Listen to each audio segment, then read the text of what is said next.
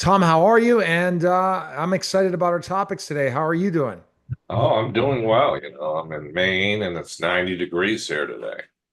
Yeah, it was beautiful yesterday in good old Mentor, Ohio, but today it's nasty out. So I'm jealous. Our topic today is, are you leaving tax savings on the table? So we're gonna focus on tax saving opportunities, uncover how businesses can leverage HRAs, HSAs, and Section 125 plans, and educate listeners on common tax mistakes. What are the most overlooked tax advantages tied to employee health plans?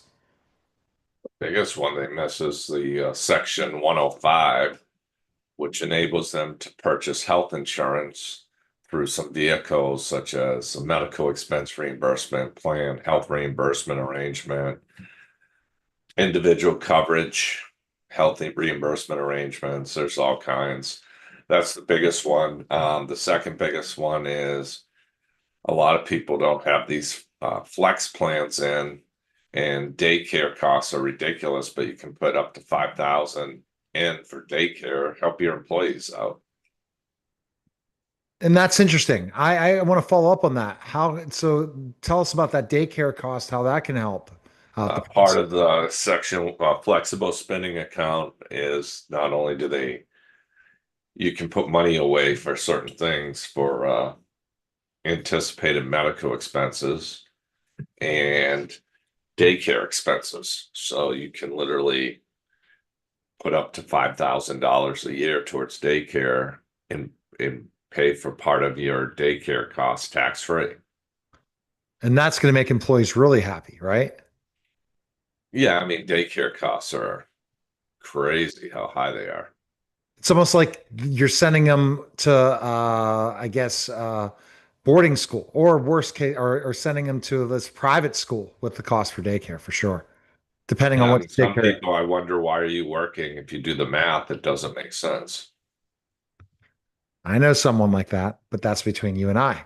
Next question. How do HRAs, health reimbursement arrangements, help employers reduce taxable income? Well, same with the medical expense plan. What you're doing is you're putting the employer can pay for items that they don't have to buy insurance for and provide that to the employees with tax-free dollars. And that just cracks me up. If it's that simple, why don't more people know about these things when they're try to because save, the because the owners aren't getting involved. The owners are just screwing around, not doing anything, and it's crazy what they're allowing their HR and their office managers to do on their benefits. And I don't know what the CPAs are doing either. I mean, they should be all over all of it. what's the difference between an HRA and an HSA in terms of tax benefits? An HSA allow is for the employee or the employer can put X amount of dollars towards your health savings account that you can use to spend on eligible medical and dental and vision expenses. And what they're doing is an HSA, the employee owns the money. So if they leave, they take it with them. Whereas an HRA, you're agreeing to pay a certain portion if they use it. If they don't use it, the owner keeps the money, not the employee. That's quite an interesting process. And what do you recommend? Owners should have do HRAs. Employees who get it should set up their own HSAs and fund them because it's pre-tax dollars. And basically, you acclaim links helps definitely in that process, don't you? We do it all from A to Z for them. Because you're in it for the to win it. You want to save the money so that everyone wins. Performance based, fee based. The agents are not, they're commission based. How Big can, difference. yeah, yeah. So how can businesses structure premiums and reimbursements to be tax deductible? They need a document that we provide, but almost any vendor doing HRAs, HSAs, FSAs have the documents needed to do it. Are there limits or rules businesses need to follow to ensure tax compliance? Yeah, the IRS puts out a publication called 502 and it outlines all the eligible expenses for HSAs, HRAs, MERPs, everything. Okay. And then that process will help you to make sure that you're doing the right thing and following the rules. That's what they say. How does Section 125 cafeteria plan work and who qualifies? Anybody who doesn't, if it's an S or an LLC, the owners can't participate if they have more than 2% ownership. But all employees can take advantage of it. Or if they're a C corporation, anyone can. Okay. Can owners or partners participate in tax-free medical reimbursement plans? Same scenario as the same rules apply. How many owners don't know about that and partners? A lot. That's crazy. What documentation or systems should a business have in place to support pre-tax reimbursements? They need a document that outlines what they're agreeing to do for the employees. So they need to have it available if the employees need it to look at it, or they also need to have it if they ever get audited from the IRS or the Department of Labor. How does Claim Links help clients implement and manage these tax saving strategies? We do a Zoom call like we're doing, and we show them, hey, this is what you're currently doing.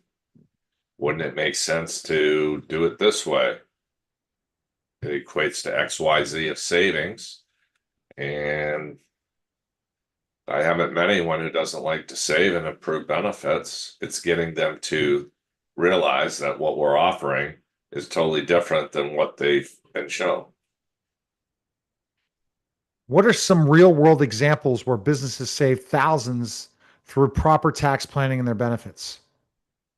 Oh, I have companies that go from paying a couple $1,000,000 down to $500,000. Or, a small business equates, going from 100,000 down to 30,000. Just by simply restructuring how they pay their health insurance. And if you think about the balance sheet, you're shifting the liability over to the asset column. It's insane how much, money, if you shift 100,000 into the asset column and your profit margin's 5%, I'm offering you a $2 million sale. Yeah. How many I mean, $2 million sales do you make in a year? I don't know. but what's crazy, Tom, is that's just part of what you do at Claim Links, meaning this is just the tax part of it. You know? Well, then, yeah, then you take advantage. We take advantage of all the grants. I had lunch today with somebody. They were paying 20 foot. They're going to go from 2,400 a month, small individual contractor. His wife retired, to now they're going to pay 280 for themselves and their one son.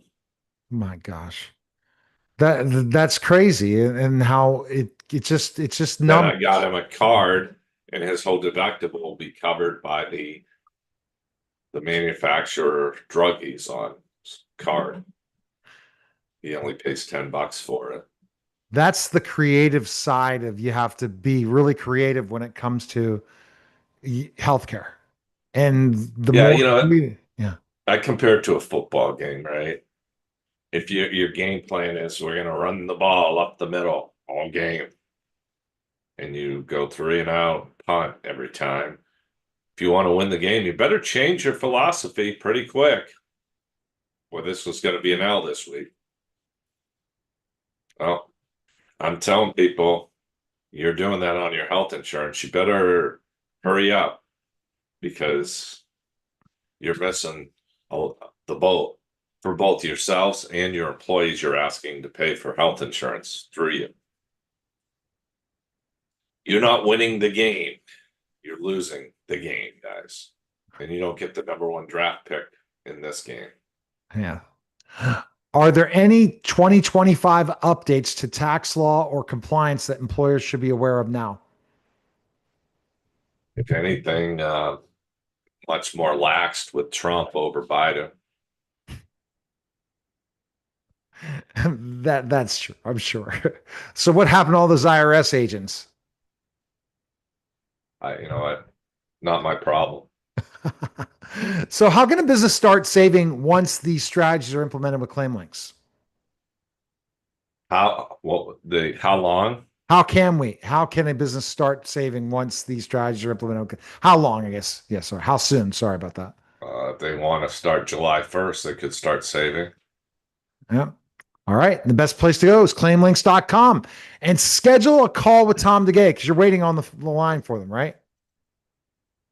I have a lot of people who want an hour of my time Ah, because their friends have told them if you don't listen to the guy, you're insane. all right. That